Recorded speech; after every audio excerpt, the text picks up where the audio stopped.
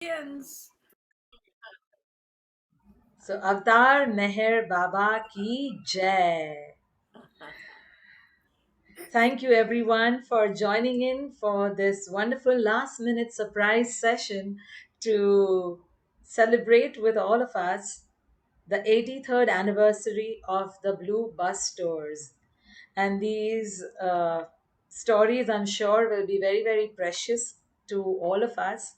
And the Blue Bus Tours has been more precious since quite some time with all the wonderful things that I have kept hearing from Rosalie during our Aarti and sessions, and the little miniature bus that I always see going up and down in her hands.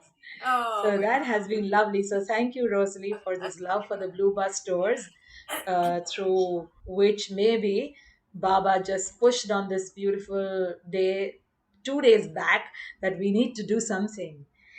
So here it is with the formal introduction. We have with us our sweet, loving Baba lover, Susan McKendree. Susan is a member of the Asheville and Western North Carolina Baba community in the United States. She has engaged in historical research and interpretation for all her working career as an interpreter for the United States National Park Service, a luthier and musician, an associate curator of the interpretive and educational programs at Biltmore Estate, a historic mansion, working farm, and gardens in Asheville, North Carolina. Since 2005, she has directed her creative energy into poetry, writing, and collage. Susan became Susan came to beloved Baba in 2006. Apologies for the excitement. During the next few years, she began a series of research projects that included Meher Baba's travels to the West, his must work, and visits to Rishikesh, a history of the song. Begin, the history of the Meher Baba Journal, and his work with the Eastern and Western women disciples between 1924 and 1938.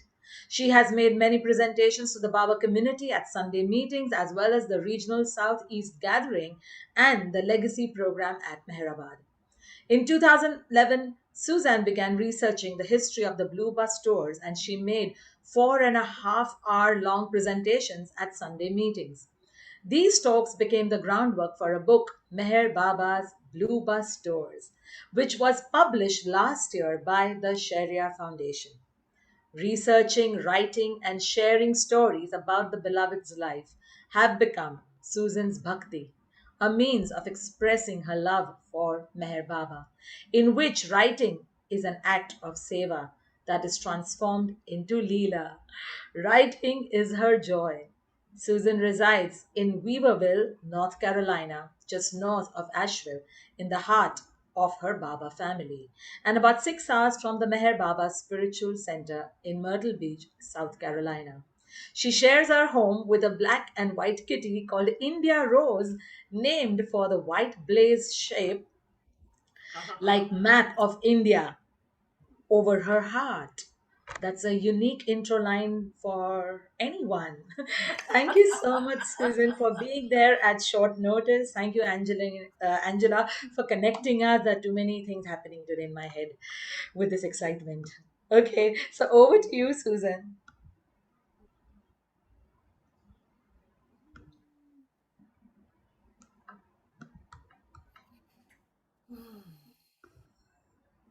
Susan, you're muted.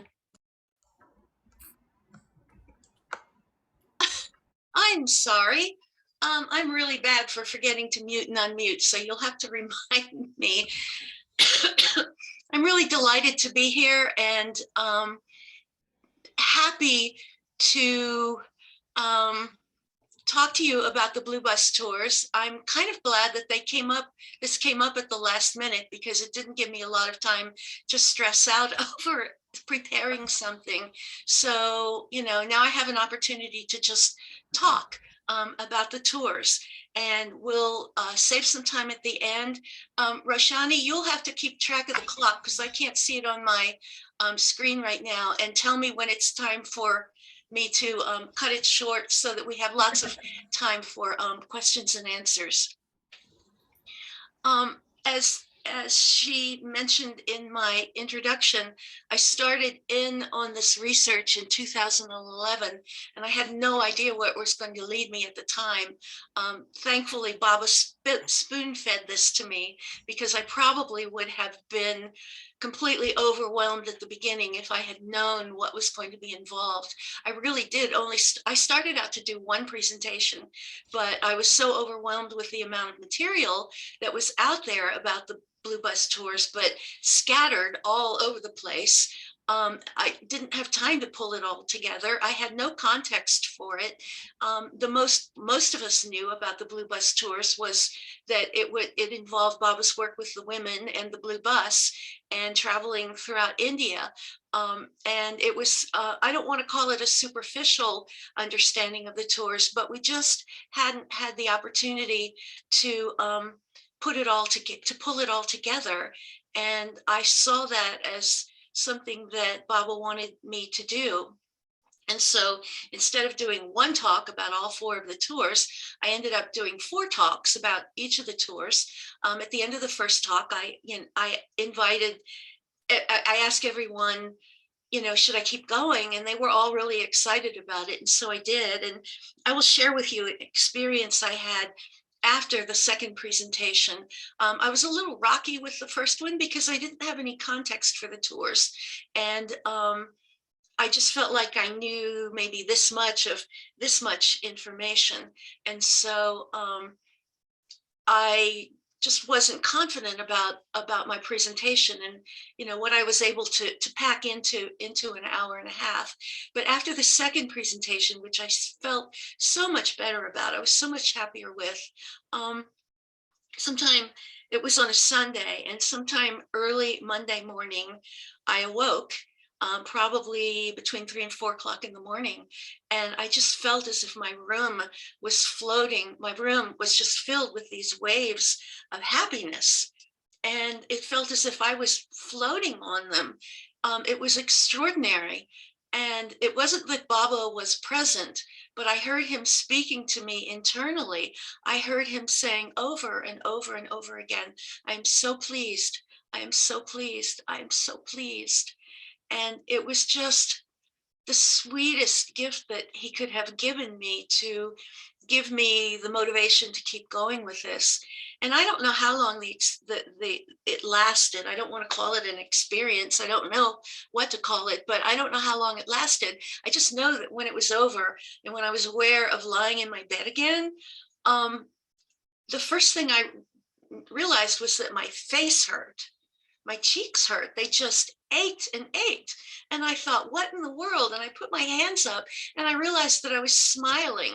And then I had been smiling for so long that my jaw ached and my face muscles hurt, which I really don't know how to explain, except that that's what happened.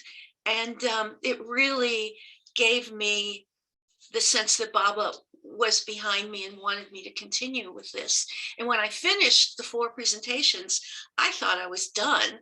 But everyone who'd come to my presentations were like, no, you have to keep going with this. You have to write a book. I was very resistant for a number of months. My heart said, maybe you should do this. And my head was saying, no, no, no, no, no, no. You don't want to make that commitment. And it took me a while to come around to it. And I came around to it in an instant when I was kind of pushed to the wall and had to make the decision. I said, I'm writing the book. And that was that. So it was a wonderful experience, spending all that time with Baba and just having the opportunity to look at his work in new ways and to take all these threads of his work, phases of his work, and weave them together into this, what turned out to be a really very complex story. When we think of the Blue Bus tours, I think the first thing that comes to mind is Baba's work with the women and the fact that he orchestrated this incredibly amazing set of experiences for them that spanned a period of 3 years. It took him from 1924 to 1938 just to bring the women together who would participate in the tours. And by the summer of 1938, don't you know, they were all assembled on Maribot Hill um, under false pretext. Um, as it turns out, Baba brought them there because he had done a lot of work prior to this, kind of, I guess you'd call, upgrading the facilities on Maribot Hill. He had built a dormitory on the second story of the water tank building for the Westerners, to accommodate the Westerners, as well as all of the Easterners, of whom there were 20. And he had also had his samadhi kind of ready to, the samadhi was constructed, but there was still some work that needed to be done inside of it. And he also had just set up the Meher Baba Journal during the summer, and had involved several of the women in that. And he also had constructed the maternity hospital on the hill. And so all of the women were assigned tasks that had to do with managing, not managing the ashram so much as maintaining all of the complex activities that needed to be carried out in order for it to function, and also to work on the journal, and to work in the hospital. So everybody had a job. And we know that's how that was with Baba, that he gave everyone a task, and that task was to keep them completely focused on him. And the women had every reason to believe that these activities were going to go on for quite some time. He had invited them to India for a period of 4 or 5 years. And they all had to commit to, a reasonable amount of time living there in the ashram with him in order to help him with his work.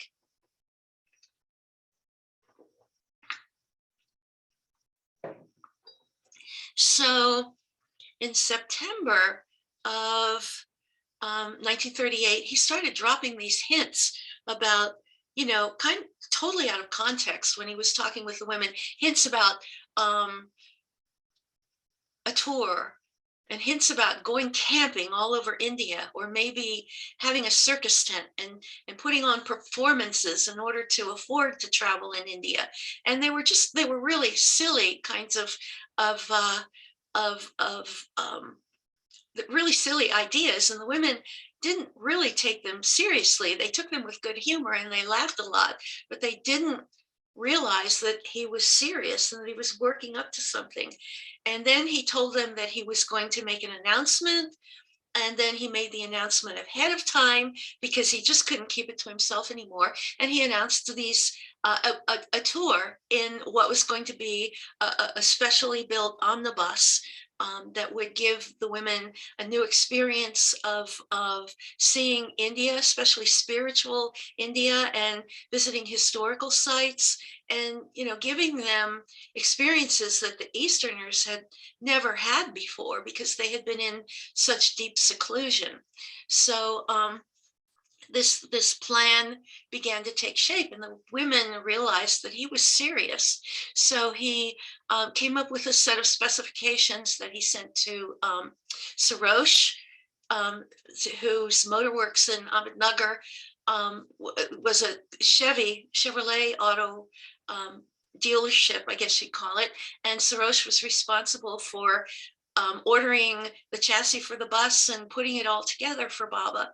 And by the day, practically the day before they were scheduled to leave, the bus was finally finished.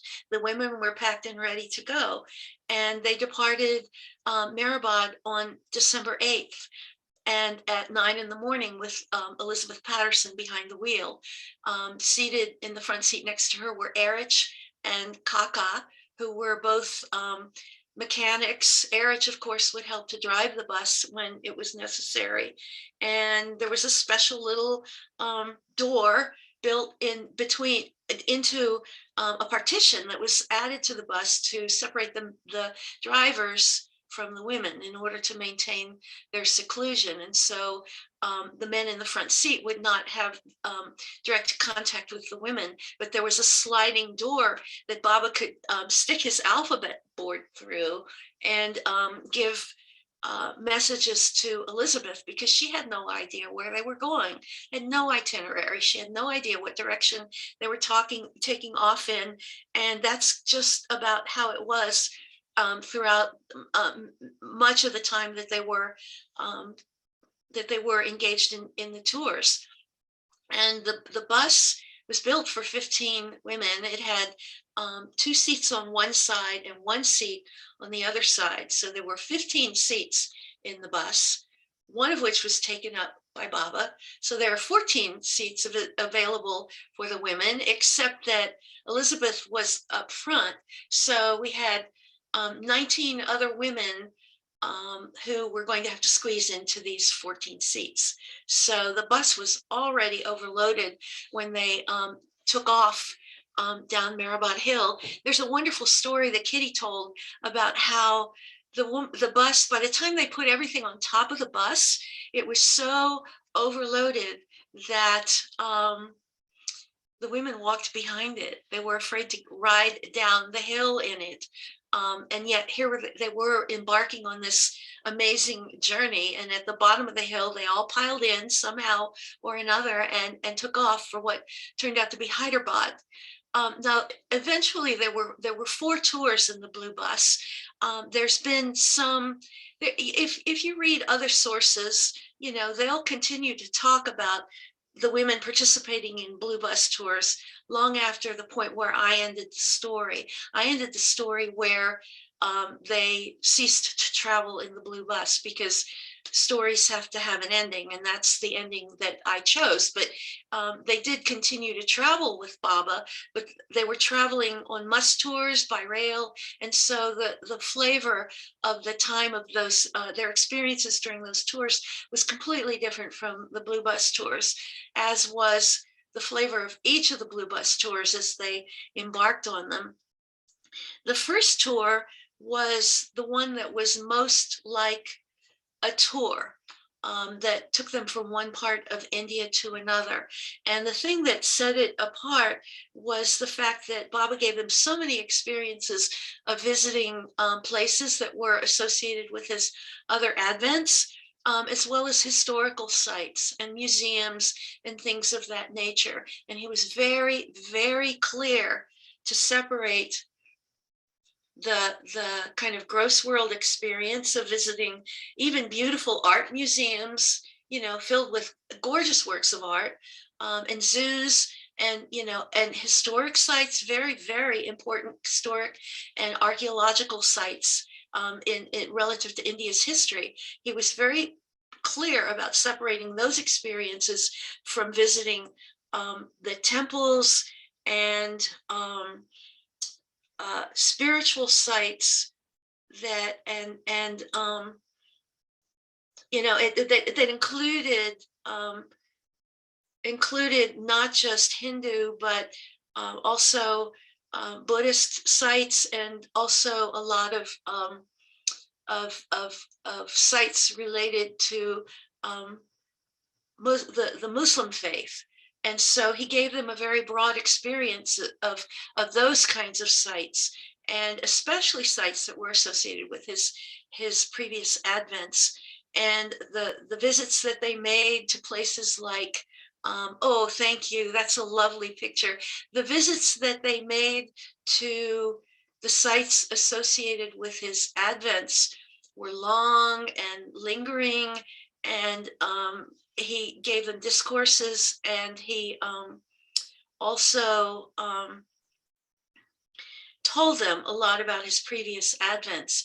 But when he took them to museums and other sites, I mean, he just rushed them through, you know, so quickly that he had a walking stick that he left behind in one of the museums. And, you know, one of the docents had to go running after him and give him his walking stick. And the women, you know, talked about looking over their shoulders to see everything, because they didn't have a chance to take anything in. But that's how he wanted it. The photograph that we just saw, and maybe we can put that back up, Roshani, was a photograph that Elizabeth made when the group visited Varanasi, which those of you from India know has a very, very important association to the Hindu faith. It's the place where everyone wants to go to die and have their ashes to be cremated there and have their ashes poured into the river. And it's thought that that experience is a highly spiritual experience. And I think some people actually believe that it may be the end of your reincarnations in life on this planet. Whether that's true or not, we don't know. It's probably not, because of the complexity of the spiritual path that Baba laid out for us. But that was the Hindu belief, and that the river is lined with temples.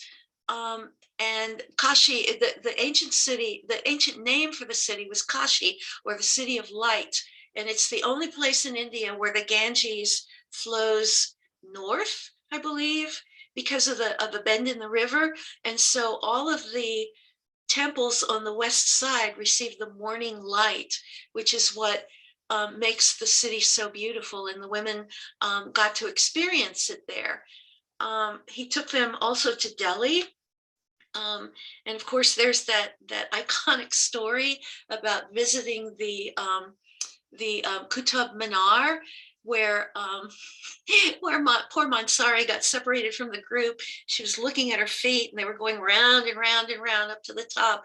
And somehow she didn't see everybody coming back down beside her. And so she went to the top, and, it made Baba very, very angry with her, because she got separated from the group and wasn't staying with him and wasn't paying attention. But of course, then he broke the tension after he berated her for her disobedience. He forgave her, and all was well. But he did have to remind her not to do that kind of thing again. The first tour was actually supposed to go on from Delhi. It was supposed to go north into Kashmir, but it would have been a much longer tour. There wasn't money for it, and they weren't able to make the arrangements in time. And so Delhi was the northernmost place that they visited, and then they began to meander their way back south. And their big stop on the way south was in Ajmer, which is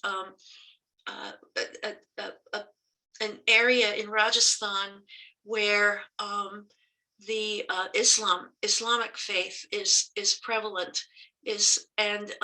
So the women had exposure to a lot of Islamic monuments and dargahs while they were there, but it was also their longest stop to date. Most of the stops that they made lasted a week or so.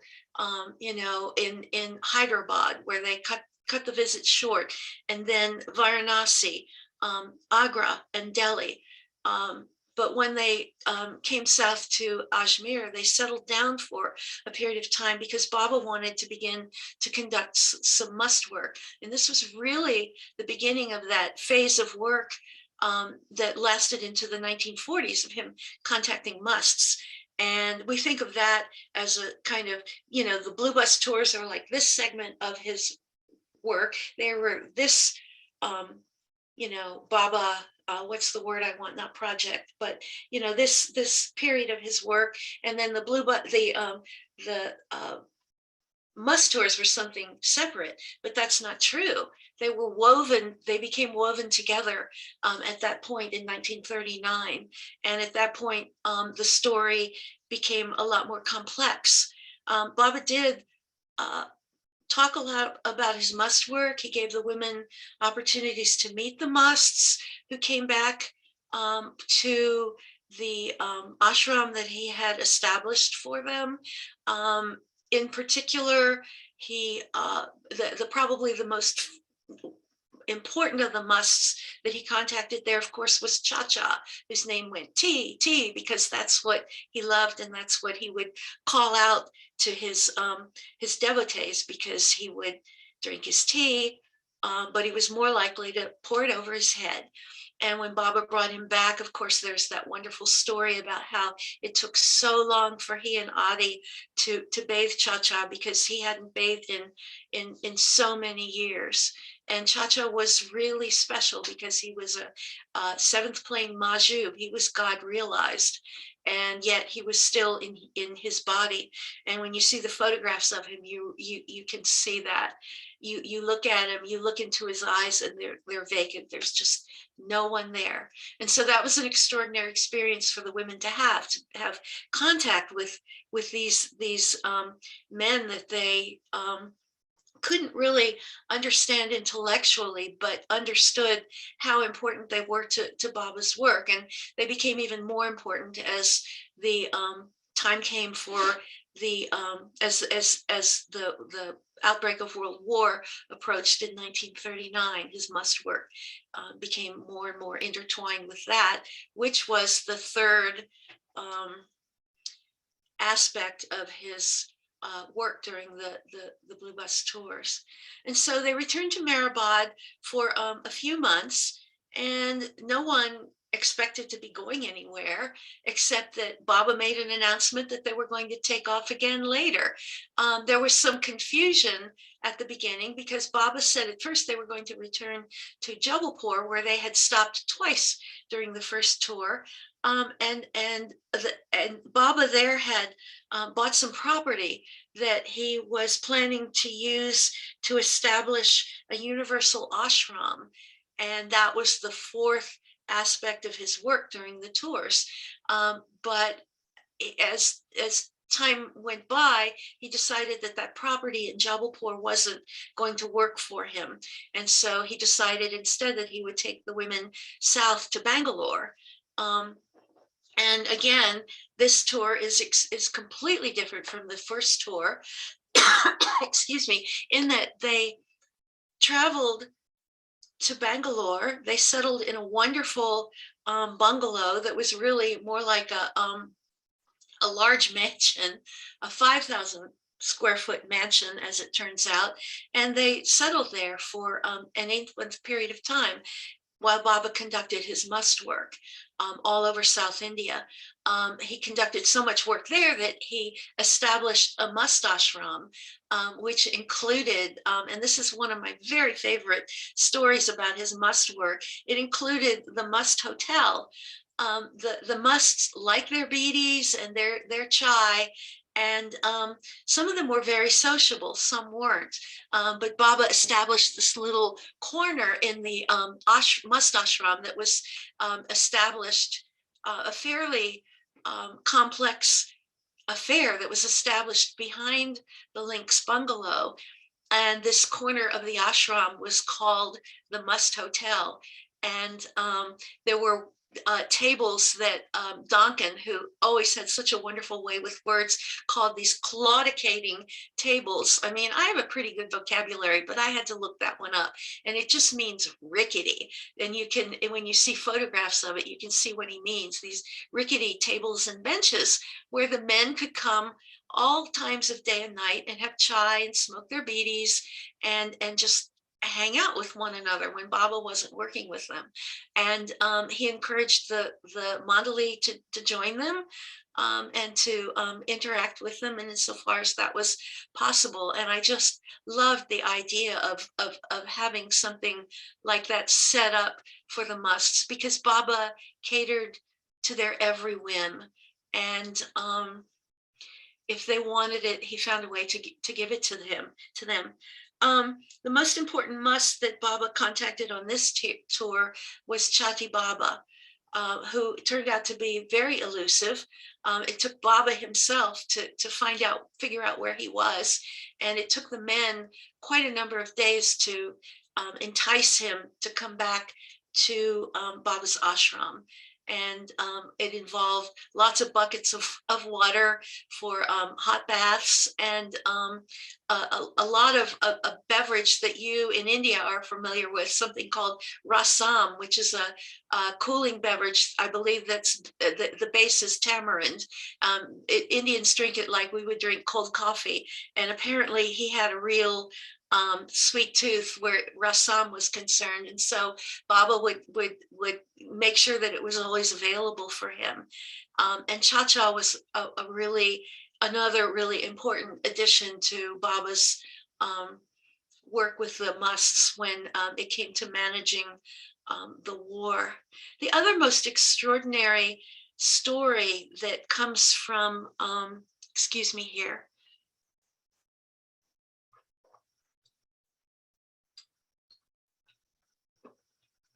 that comes from that time was the death of Nani Gailey. Nani and her daughter Rano came to Baba in the 1930s, almost immediately. The moment that Nani saw his picture, that was it. And Rano didn't take a lot of persuasion, and they were invited to India several times, along with other Westerners, to meet the Baba's Eastern women disciples. And as it turned out, both of them had very important, they had incredibly deep connections with him, and that played themselves out over time. Nani was 65 when the first tour departed, and she seemed to be in fairly good health. Nani was just different from all the other women. Baba never had to chastise her about everything. She just automatically did whatever he wanted. It was like she knew what he wanted. He didn't even have to tell her what he needed from her. And she and Rano came from a very upper class background in New York City, and some of which the trappings of which Nani held on to during the tours. She always wore hats. She always had pearls. She was wearing her high-heeled shoes and dresses, and probably silk stockings. And the women just loved the way she looked. That, everyone else would get off the bus just being completely bedraggled, covered with dust, exhausted, dying of thirst. And Nani would get off the bus looking like she had just stepped out of Macy's in New York City or something. And the women loved her for that. But her health began to fail. She at the beginning, she was only suffering from rheumatoid arthritis in her hands. And so her hands gave her a lot of pain. But what no one knew except Baba was that she was beginning to suffer from congestive heart failure. And there's a wonderful picture of the bus loaded and ready to go. Nani was about to leave them, and only Baba knew that. And just a few days before Nani began to really, her health really became visibly, began to visibly deteriorate, Baba pulled Rano aside and said, what would you think if your mother died, if it was time for Nani to come to me? And Rana was taken aback. Of course, no one's prepared for a question like that. But she kind of swallowed and took a deep breath. And she said, well, Baba, when it's time, then I will understand and I will accept it. I mean, those aren't her exact words, but, that was the gist of what she said.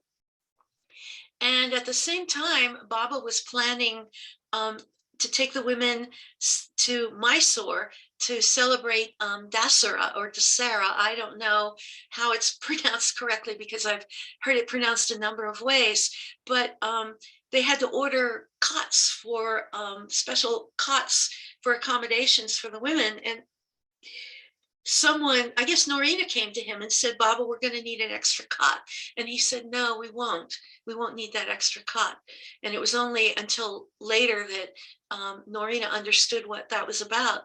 but shoot, I don't remember the exact date now. The dates and the dates are the hardest thing for me to remember. Here we go.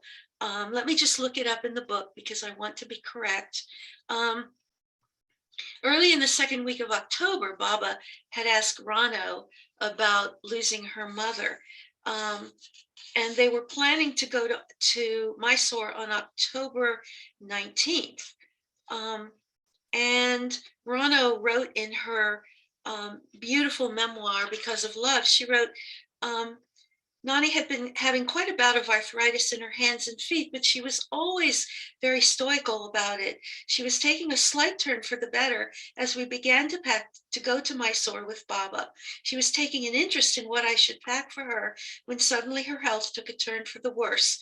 One night she was mildly unwell, and the next morning she was in an oxygen tent.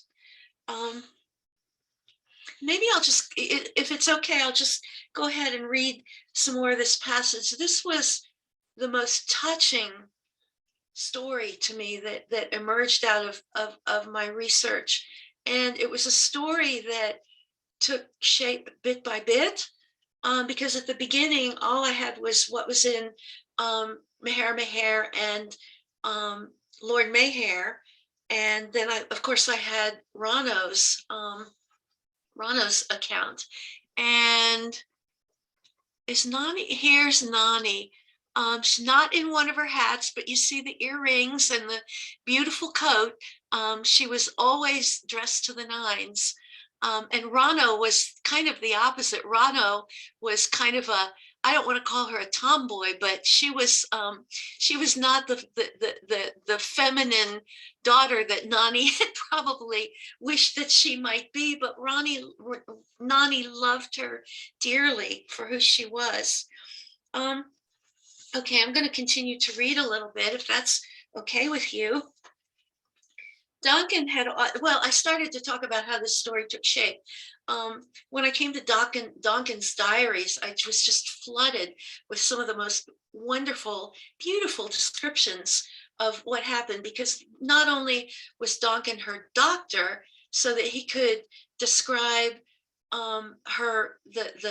the medical aspects of her deterioration and her death, which, weren't,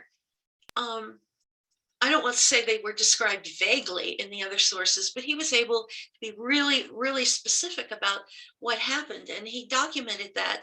And at the same time, he loved Baba so much, and was so, I guess because he was a doctor, he had developed these observational skills that he also used for Baba and the people around him. And so he was able to put them to use in at times like this, and he recorded things that no one else thought to record, which really brought this story, to me, really brought it full circle and made it complete.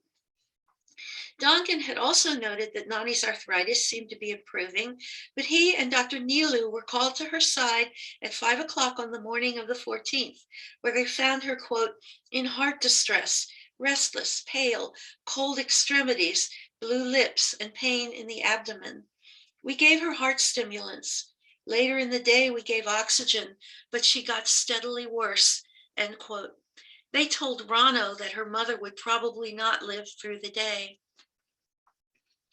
Meanwhile, Baba had gone out to view the construction site for the Universal Spiritual Center in Biramangala.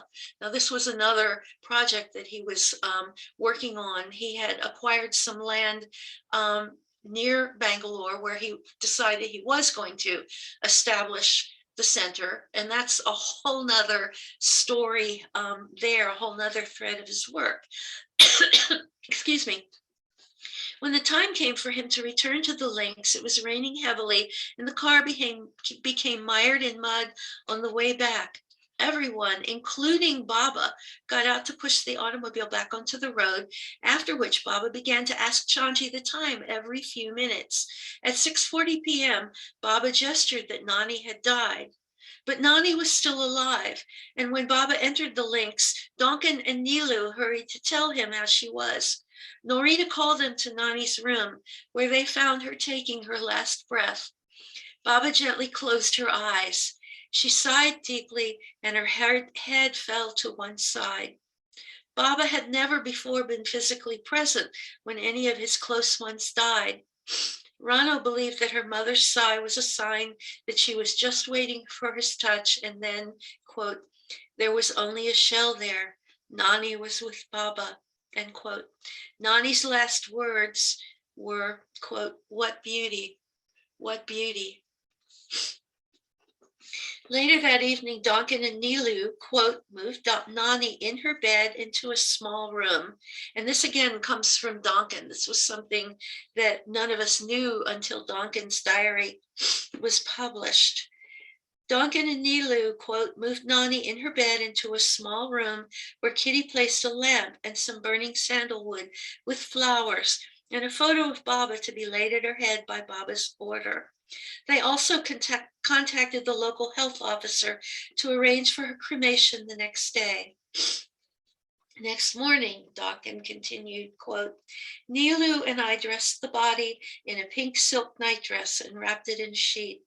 Rano had asked for the head to be covered, which we did with a handkerchief. Then Norina and others covered the wrapped body in flowers. Very beautiful to look at, really. We then lifted the body on the stretcher and onto the stretcher, and by Rano's wish, as the motor hearse had glass sides, covered the body with an Indian coverlet.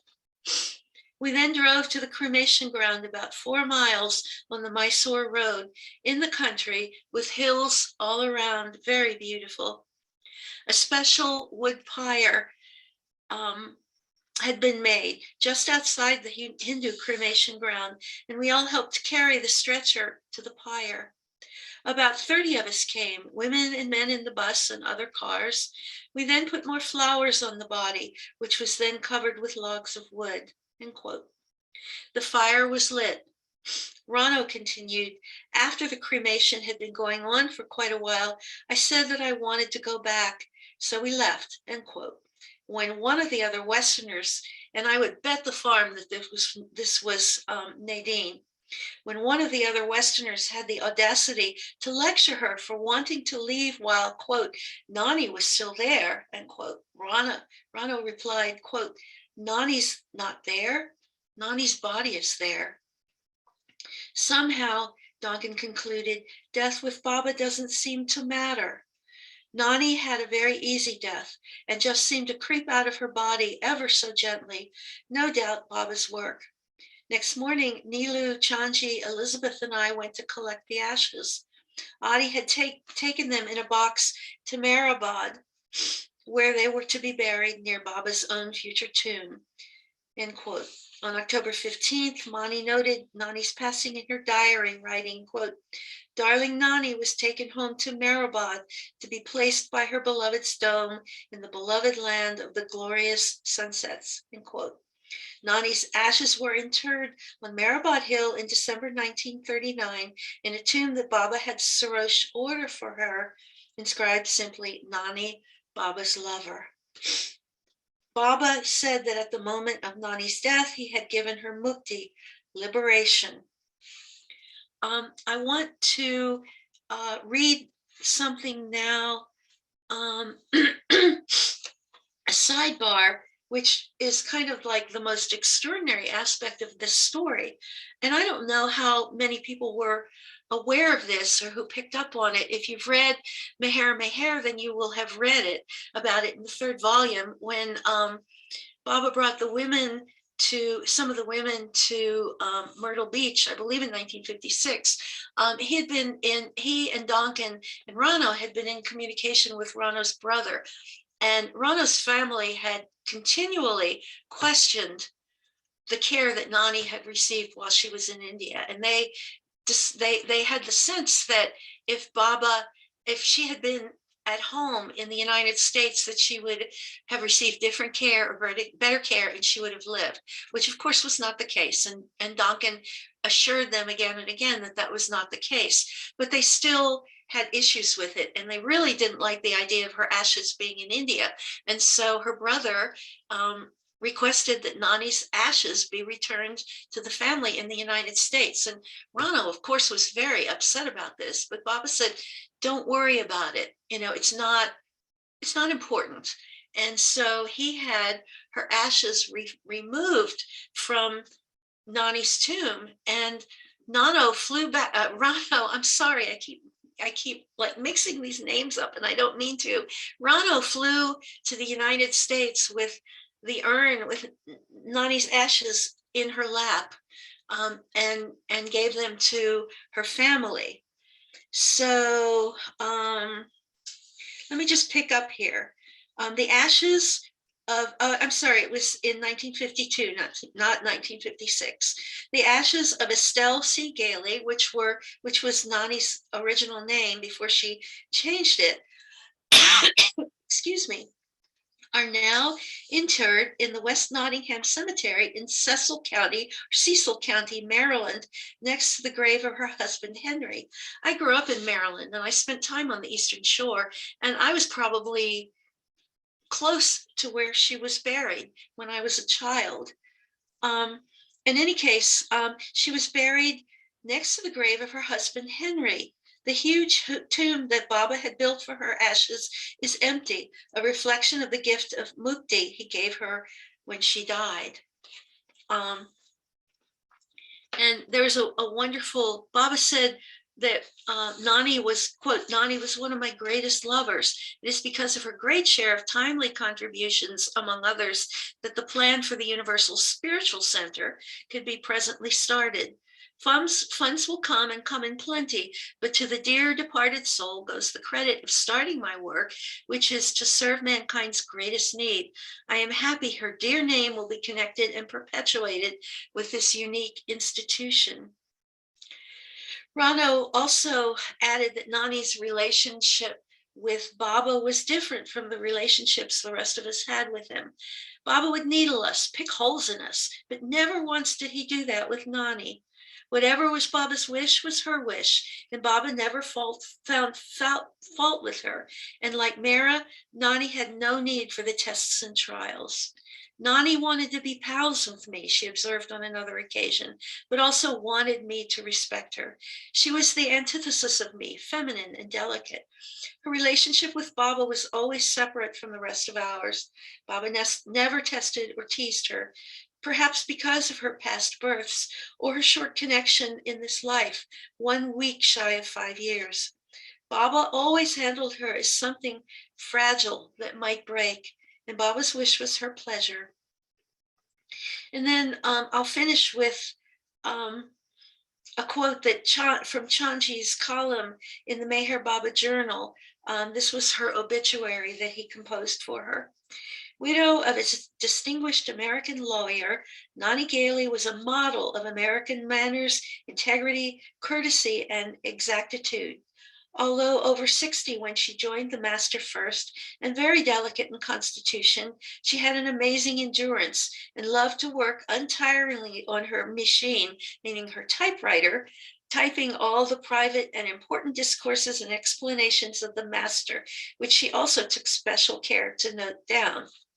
For one who had lived all her life in the civilized West and enjoyed all the modern amenities of life of a well-to-do family for over half a century, the readiness with which she accepted the simplicity of a life in an ashram under the Master entitled her to the dignity of a true disciple, which she truly was. The Master's last touch was like a permit for her to the gateway to eternity, and the great devotee and lover passed off in perfect peace to the eternal abode of love and peace. I love the tributes that the women made to Nani after her death. Mara said she was like a princess in disguise. She rode around in the blue bus as if she were sitting in a Mercedes. And Mansari added a tribute as well, which is so funny to me. Quote, Nani had so many different pairs of shoes and hats, but she never said no to anything Baba asked of her. So that was Nani's story. And as I said, to me, it was like the most extraordinary story of all the events that took place in during the tours. Baba and the women stayed in Bangalore, and Baba continued his must work until the beginning of April 1940. Now, one thing that I completely glossed over, because there's so many threads in the story, was that World War II finally erupted in September of 1939, not long after Baba and the women and the additional people that he invited to come and stay with him were settled in the Links bungalow. And they rented a radio so that they could listen to the news. They had newspapers. He saw that all the articles were read out to the women, except that when they read about Hitler, they had to say Mrs. Hitler when they were reading to Mara, and when they read about Mussolini, they had to say Mrs. Mussolini, which probably, strikes as hilarious, except that, it was, I guess, maybe a humorous break in the dire in the dire events that were happening around the world. And so Baba's attention, in addition to establishing the universal ashram and traveling to meet musts and working with the women and all the other people that he brought to Bangalore, he was managing the war. And they all became, I don't want to say entangled, but these four threads became woven together as time went by. It was during this time, it was the next summer, during the next break in Mehrabad, when Baba taught the women the 7 names of God chant. And at that point, they were also woven inextricably into this braid of aspects of Baba's work. But at the beginning of April 1940, Baba and the women boarded the bus yet again for a 1-month tour. So they spent maybe 2 weeks on the road, 8 months in Bangalore, and then 4 months on the road. And that was what constituted the second Blue Bus tour. And they traveled back via Goa and Panjim and the very west coast of India, and had some wonderful experiences there. And it was there that Baba took them to some Portuguese Goan Christian sites, some churches, and talked about the influence of Christianity in Goa and that part of India that began in I believe, the 17th century, when the Portuguese came to India and settled there. So, that added yet another layer of experiences to their visits to all the different sites that were either associated with Baba's advents or were heavily associated with very important aspects of his advents. And so when they returned to India, they, and again, let me look up the date because I can't remember it. They arrived in May of 1940.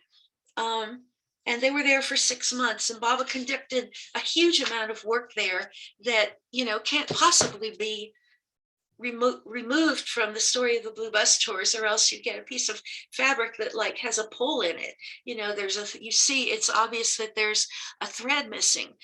He did a lot of work, a lot of must work. He brought back Cha-Cha and he also brought back another one of the musts who's, oh dear, his name's escaping me right this minute, but he was really, really volatile.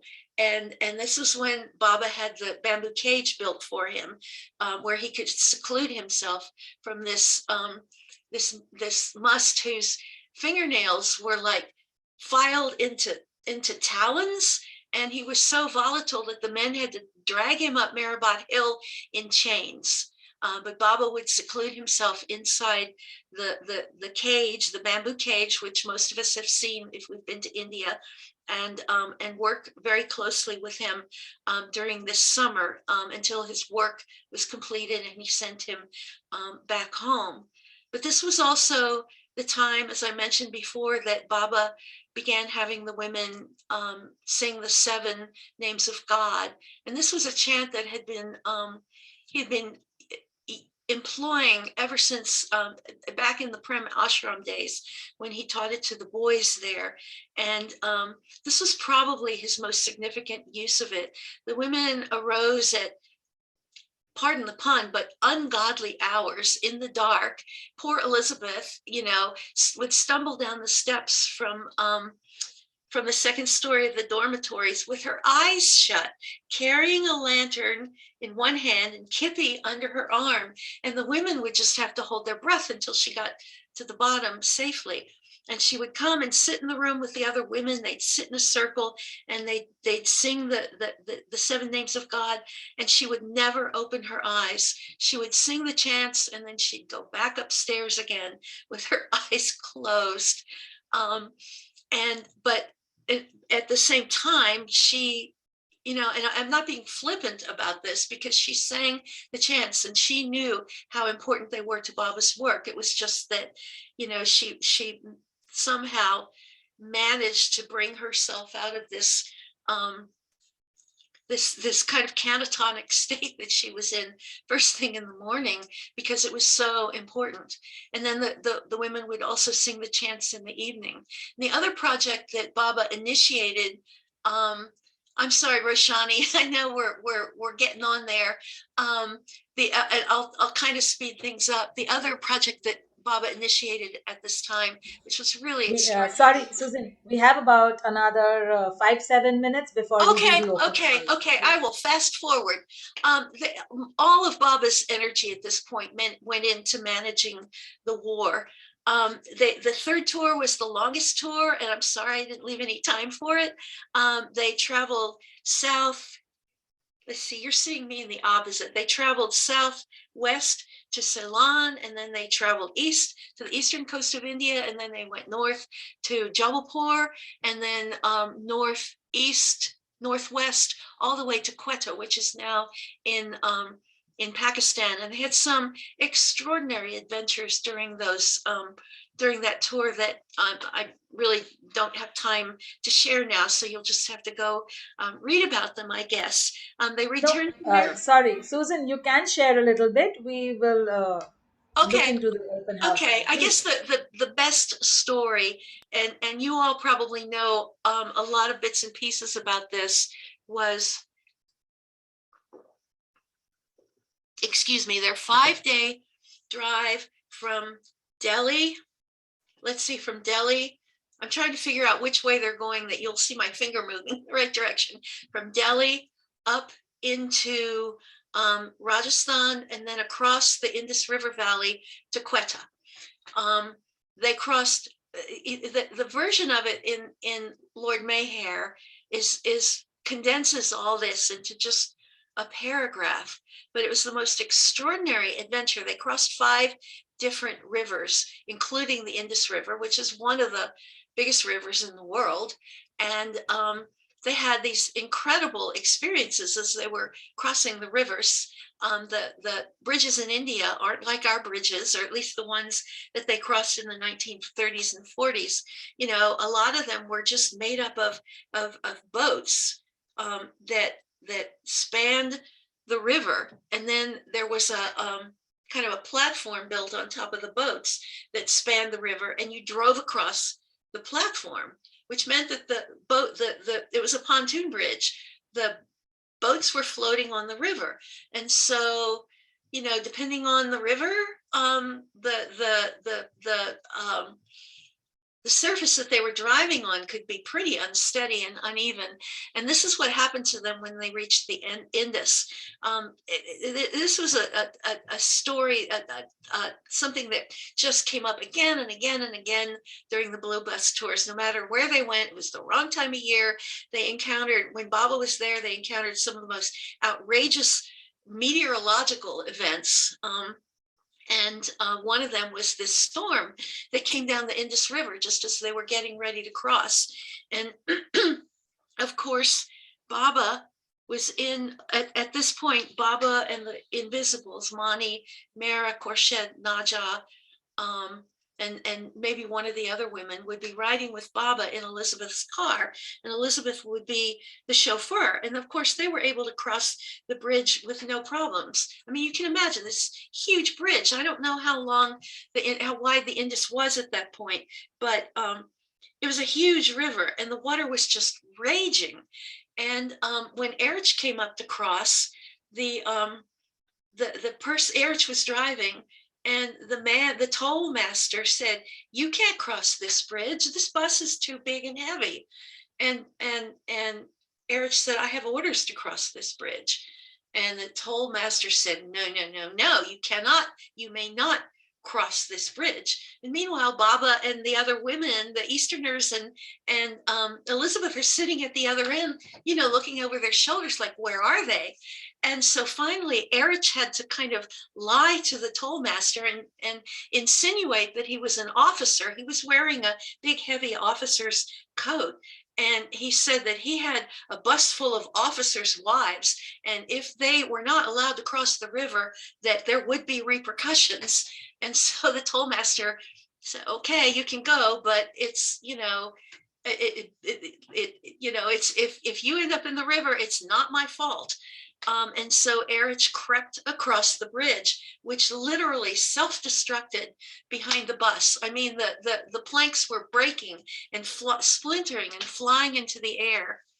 And the women were taking Baba's name. They were chanting. Katie said she had never heard the women take Baba's name with such fervor. And they were terrified. And yet, some part of them knew that Baba was there and he wasn't going to let anything happen to them. But at the same token, they had to get there from where they were. And they all wrote about it. Mani wrote 5 pages in her diary. And let me just show you something. I meant to have this where I could show you. Where did I put it? Oh, okay, here.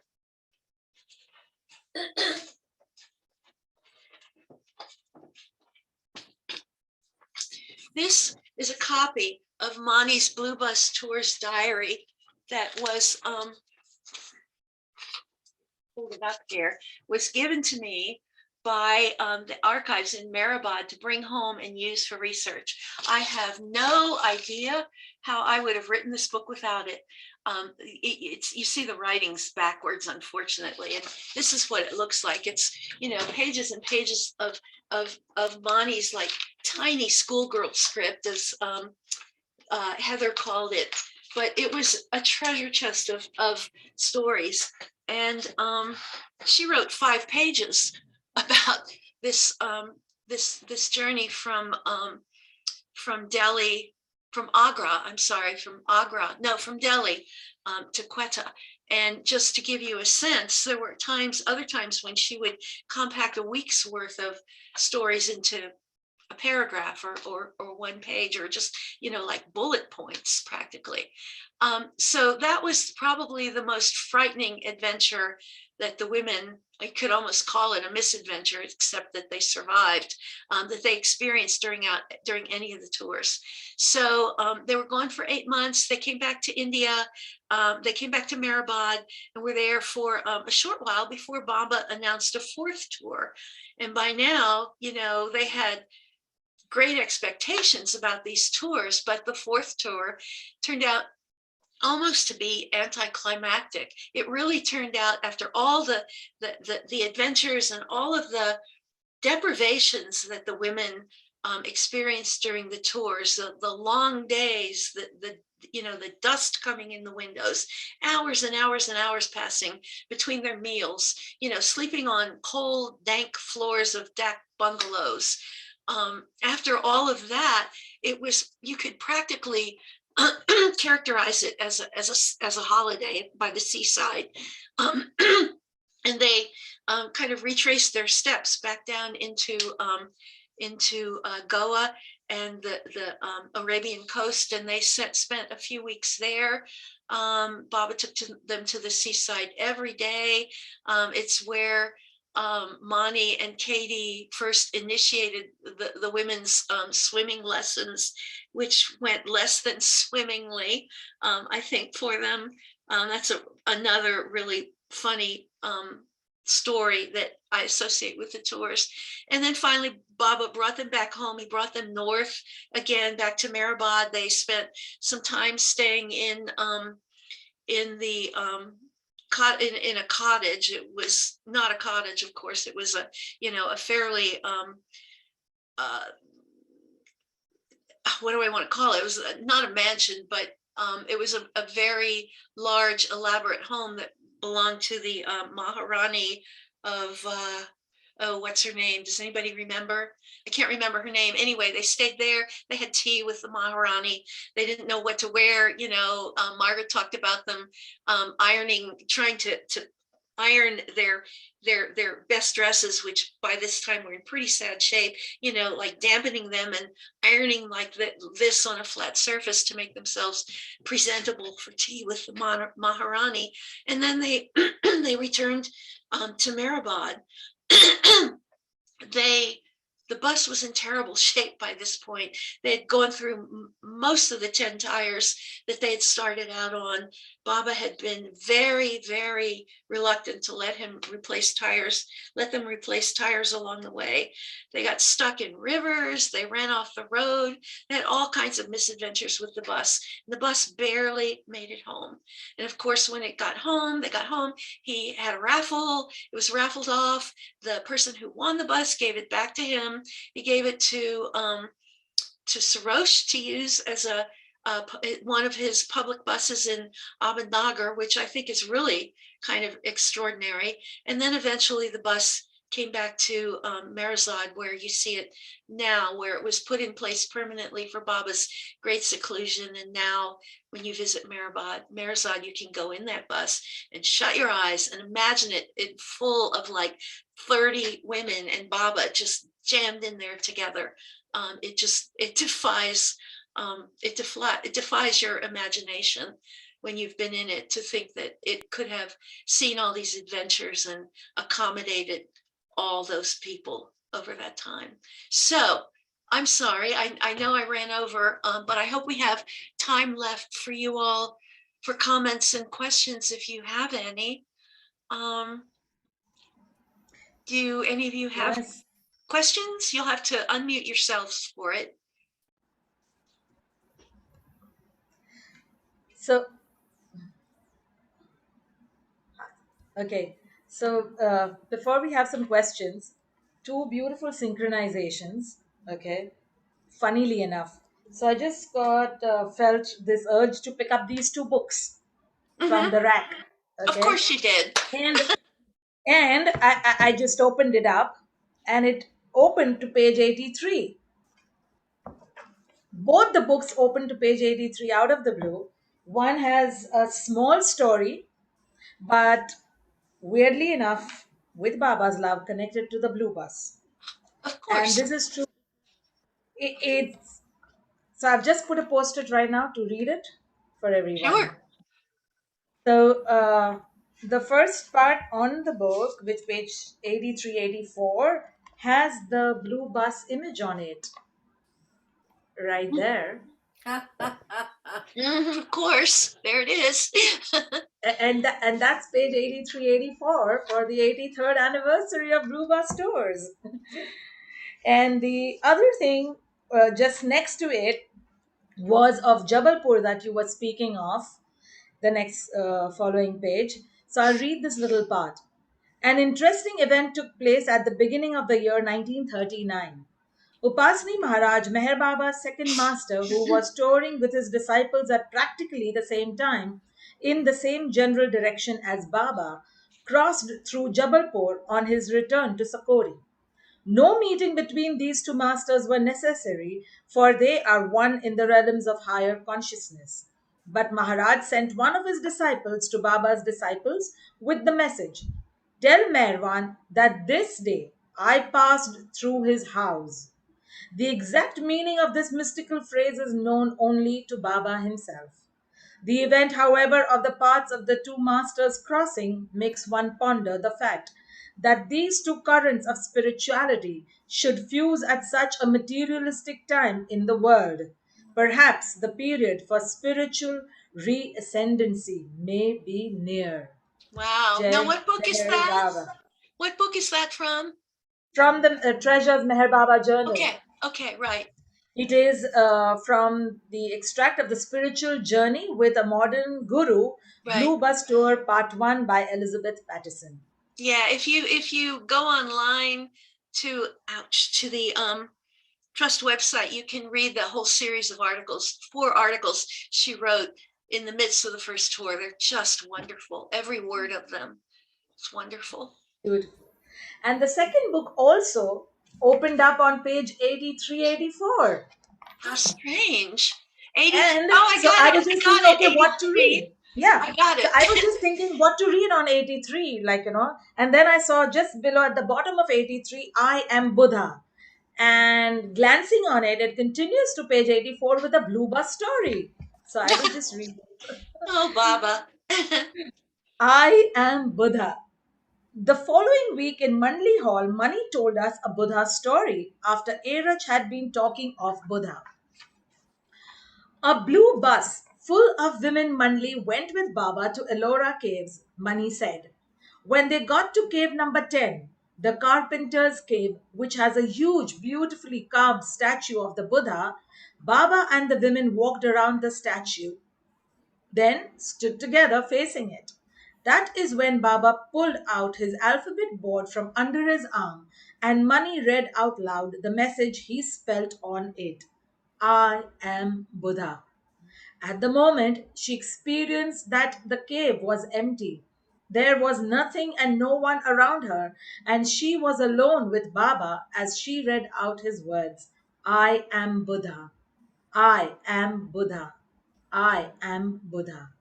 Everything else faded except these words, which welled up and reverberated and echoed in waves throughout the cave.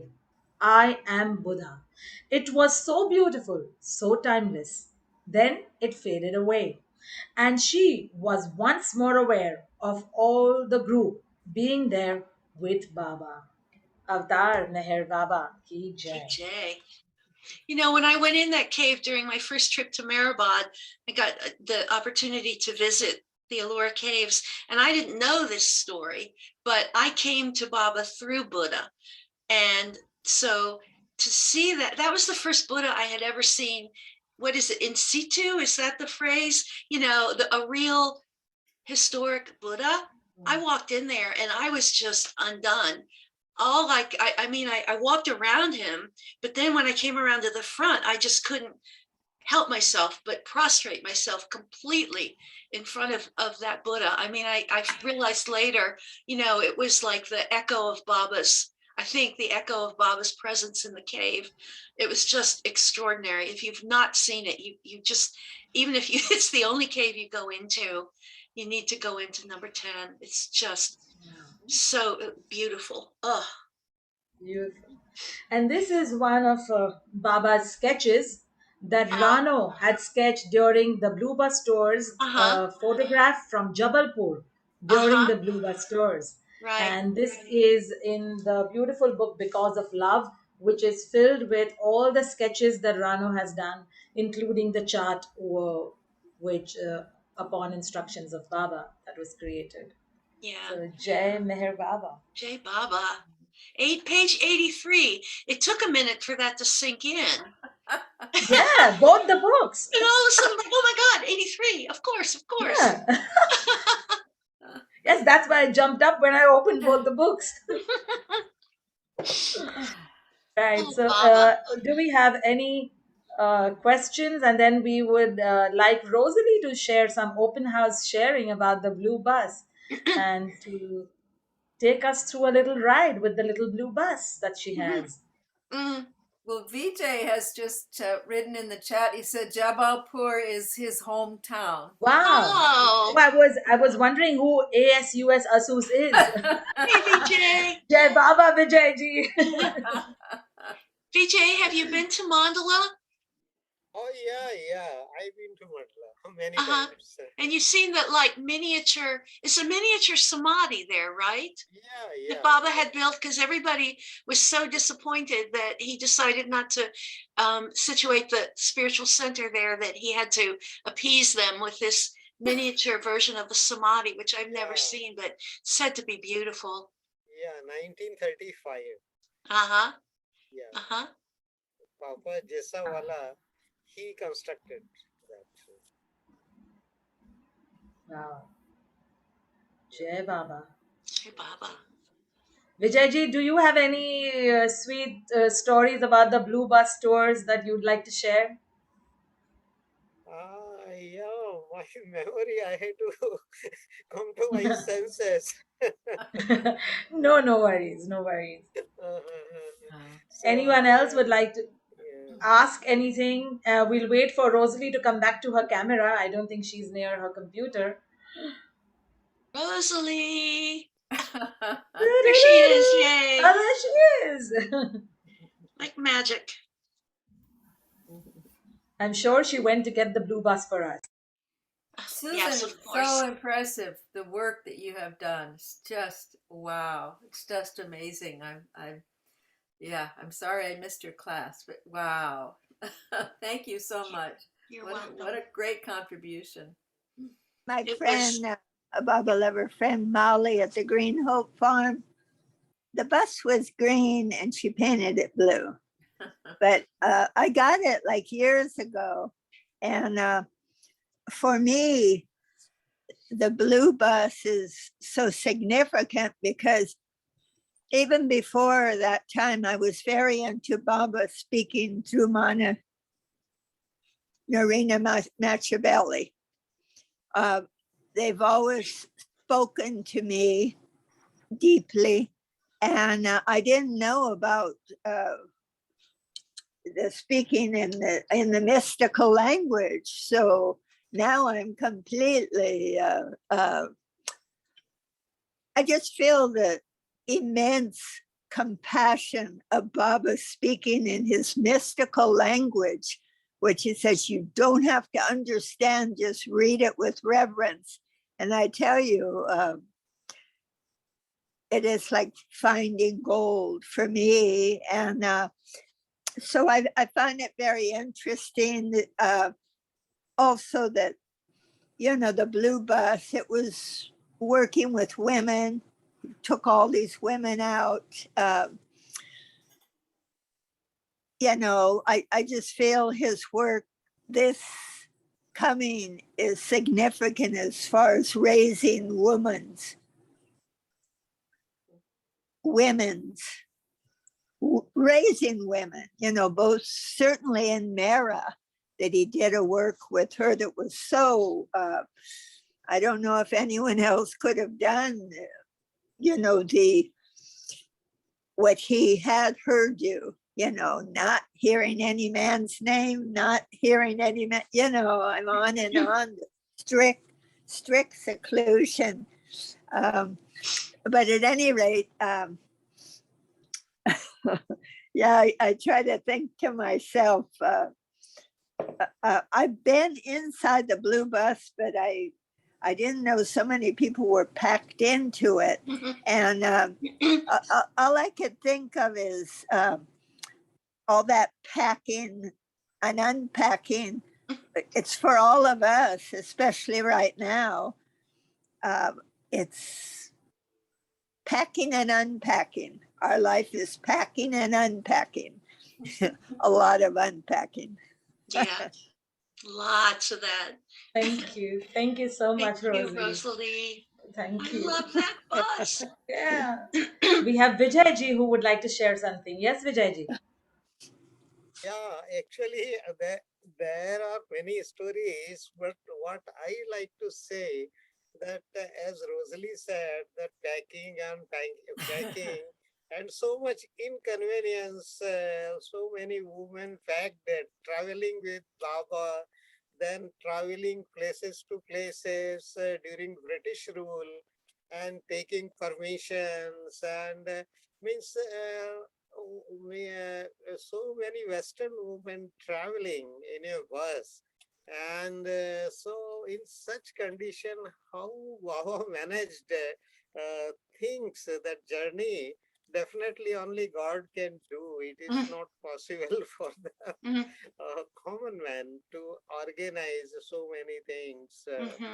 Like crossing the bridges on the river, and with such means the bridges were very poor, the infrastructure was not good, the roads were kind of bumpy, and that's really what means surprises me always, that my God, how how Baba, only God can do that. Yeah. Yeah, that's what And like. there were these wonderful little stories about the women arrived. They were on their way to Quetta, and they were in this little town. There was nothing around. I think maybe it was a British fort. And they had no food because the food on top of the bus had spoiled. And Baba reached into his pocket and pulled out a container of Freer's biscuits, which are, a British brand of cookies. And he passed them around, and every woman got one cookie. Now, where in heaven's name, where in God's name did he get those cookies? I ask myself all the time, how he managed these. We say God is in the details, but my gosh, stories like that would just amaze me. I love those. Thank you, thank you. There's this very sweet paragraph in Lord Meher about the Blue Bus Stores, the chapter 14 in Lord Meher. And it says, at last 8 December was fixed as the date of departure. On 19th November, while burning some dried grass, Balu's sari caught fire and her legs were severely burned. The burns turned septic, and Padri, who was dressing her wounds, and Dr. Kalwalkar said to Baba that it was not good to take Balu on the trip in her condition. But Baba replied emphatically, no, all of us must start together. Maya must not be allowed to put obstructions in my way. Baba instructed the women about the tour in detail. Rano was assigned the duty of packing and unpacking at every stop. Kitty was to keep food and refreshments ready. In this way, each had her own particular duties to attend to. On 7th December, Baba approached Airaj. Are you coming with us? Airaj replied that it did not matter one way or the other to him. Baba spelled out, even to be indifferent is to keep something inside, and what is wanted is to be free of this something. Come with me. Jai Baba. Yeah, according to one of the other sources, what happened was Kaka was loading the roof of the bus with all the women's bedding and suitcases and uh, non-perishable food and all the stuff they were taking, and he fell off the ladder and hit his head and was unconscious. And somebody came flying down the hill to Lower Maribod, where the men were in Maribod Hall, in Mandalay Hall, and that's when Erich learned that he was going to be leaving and participating in the Blue Bus tour. It's such a funny story. Wow. Jai Baba. Yes, Betty, you I wanted to share. wondered. I wondered about the mechanics of if Norina was receiving these messages. Was she writing them down? She had no privacy, right? How do we know? And did people understand that she was in the process of receiving these? Do we know anything about her and the messages? Uh, In all of my research, I never heard a single reference to Norina's receiving the messages during the time of the tours, but Rosalie says that there was an interconnection. I can't speak to it. I think I got the feeling it was really something that was a little separate from. If it was going on, nobody saw it because nobody made any kind of reference to it.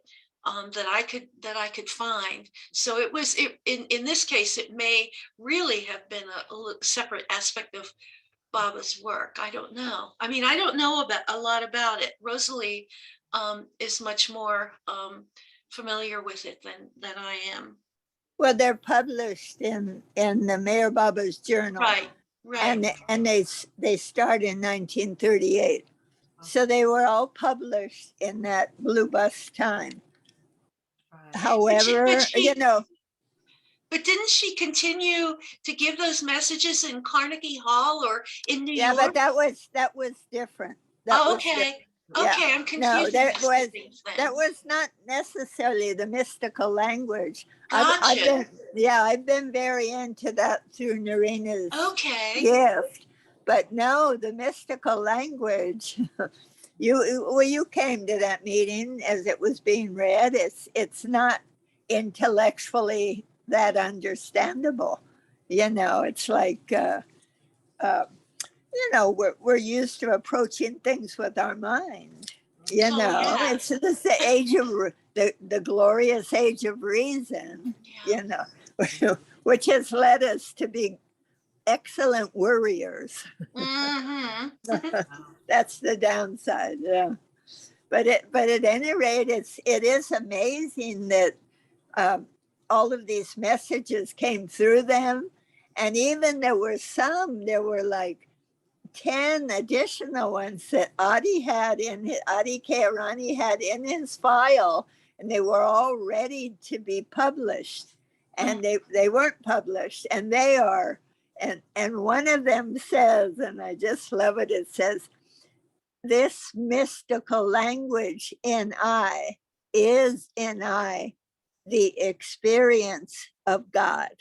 Mm. And that's totally capitalized. The experience of God, not the thought of God. Mm-hmm. The experience of God. Yeah.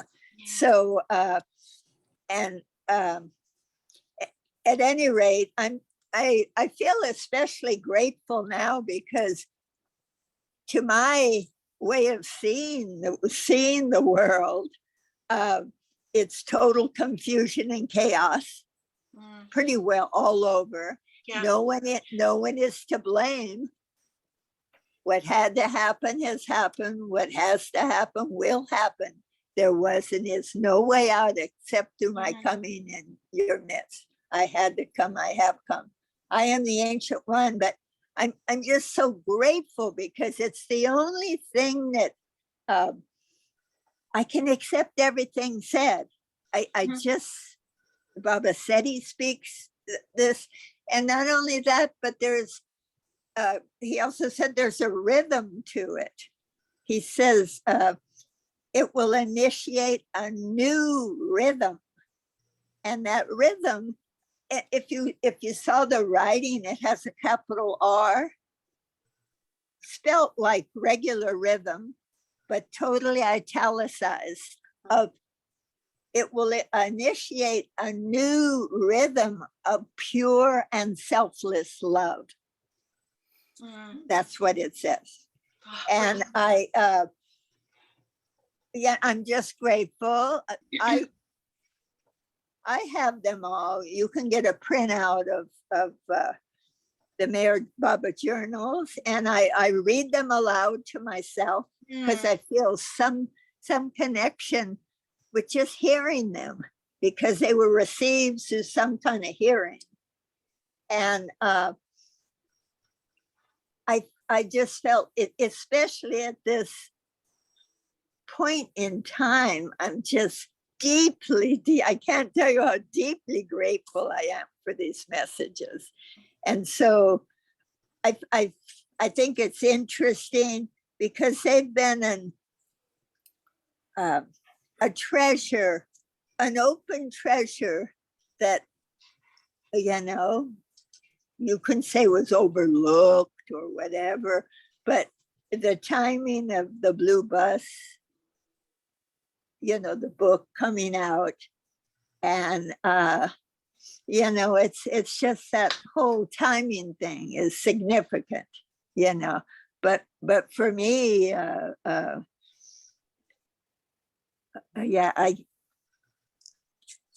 Well, I think it goes along with what the message is beyond words. So what can I say? I'm grateful. I'm grateful.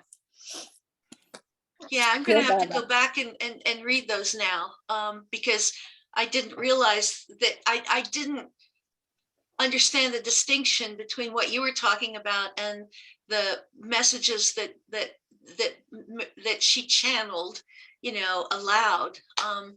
And I was not aware of the connection between those and the Blue Bus Tours. So, that's something that I want to go back and learn about. Well, apparently from the time she met Meher Baba in Harmon on Hudson, that was beginning.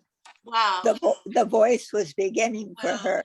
Wow. And, she just had an old past connection with Baba. Well, I mean, wasn't she was Joseph?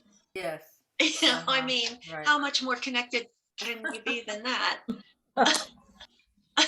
Are the journals online? Rosalie? Yes. Oh, they're yes. in the library. If you go to the Trust Library and you go to periodicals, you can go through them one by one. Exactly. Yes, you can read them there. Yeah, I'm like I say, some Mandali were complaining to Baba. Baba, we don't know what she's talking about. We don't know. And Baba says, you're like children. This is for the future. It will help. And they says, well, can't we change the language? It's kind of funny. Dear. He says, don't change one word. Wow. Don't change one word. And so anyway, Adi Arani gave Scott McKay a whole pile of these. Wow. In 1971. Well, Scott's just started looking into them, and he's not changing a word, but he's parsing it out. So it's like it in the Meher Baba journals. If you're familiar with it, it looks like a newspaper column. Well, the content is so, it's so powerful, the content that, the parsing, I like the parsing, but that doesn't stop me now because I'm into them, newspaper column or not, and I like the fact that don't change one word as per Baba's orders, because a lot of words can be changed. And I guess Kitty was one of the ones, Kitty Davy was one of the ones, and she told Scott McKay that they were complaining, they were definitely complaining, But it's like say how long it's been, 83 years. This might be the future, Yeah, the timing. Future is now. Yeah. Well, it's time to wrap up this meeting and go on to the Women the Dream. Can I just say? Okay. Please. Are we time up? I just want to say thank you to everybody, and for this last minute opportunity. It was just wonderful. Sometimes these spontaneous things are the best. So thank you very much, Roshani, especially for having the inspiration and following it through. What a treat this was. What a treat. It's wonderful. Wow. True. Thank you so much for agreeing at the last minute and helping us fulfill this little wish in Baba's love to hear about the Blue Bus Tours on this amazing day of 8th December in 1938 when it all started. So thank you so much, Susan, and thank you for the work. Jai Baba. It's a big fat book and it's there in Meherabad, to the best of my knowledge, at Meherabad. 6 pounds. There, yes. Avatar Meher Baba. Avatar Meher Baba ki jai. Avatar Meher Baba ki jai. Avatar Meher Baba ki jai. Thank you so much. Thank you, Baba, for everything. Yes, thank you, Baba. Thank you, Betty. Thank you, Rosalie. Thank you, Susan, I once love it. again. Thank you, Vijayji. Jai Baba. Jai Jai Baba. Baba. Yeah, Baba. Sorry for the 5 minute spillover. Jai Baba. I'm sure everybody loved it. And you know, Rashani, I would have been there, but I was doing yoga, so otherwise I would have joined. It's recorded. Do we? Yeah, I'll watch it later. I guess we need to stop that recording now.